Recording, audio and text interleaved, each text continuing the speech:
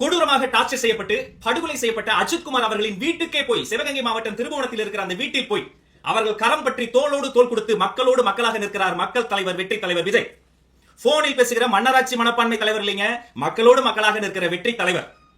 இப்ப வரைக்கும் இந்த நொடி வரைக்கும் அஜித்குமார் அவர்களின் வீட்டுக்கு முதலமைச்சர் போகல, நேர்ல பார்க்கல. ஆனா வெற்றி தலைவர் அந்த குடும்பத்திற்கு போய் நேரில் நின்று பார்த்திருக்கிறார்.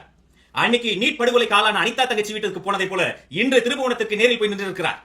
அப்போதே தூத்துக்குடி துப்பாக்கி சூட்டில் படுகொலை செய்யப்பட்ட ஸ்னோலின் வீட்டிற்கு போனதை போல இன்று கொடூரமாக கொலை செய்யப்பட்ட அஜித்குமார் அவர்களின் வீட்டில் போய் அவர்களுக்கு ஆறுதல் சொல்லியிருக்கிறார்.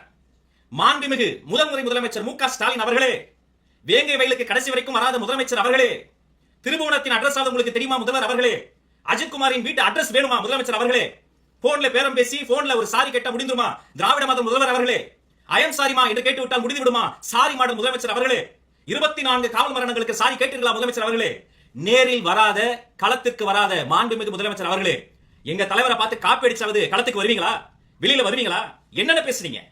காட்டாராயுடைய கள்ளச்சாராய மரணத்தின் போது கள்ளச்சாராயத்தை வித்தம வீட்டிலும் திமுக ஸ்டிக்கர், வாங்கி குடிச்சு செத்தவங்க வீட்டிலும் திமுக ஸ்டிக்கர்.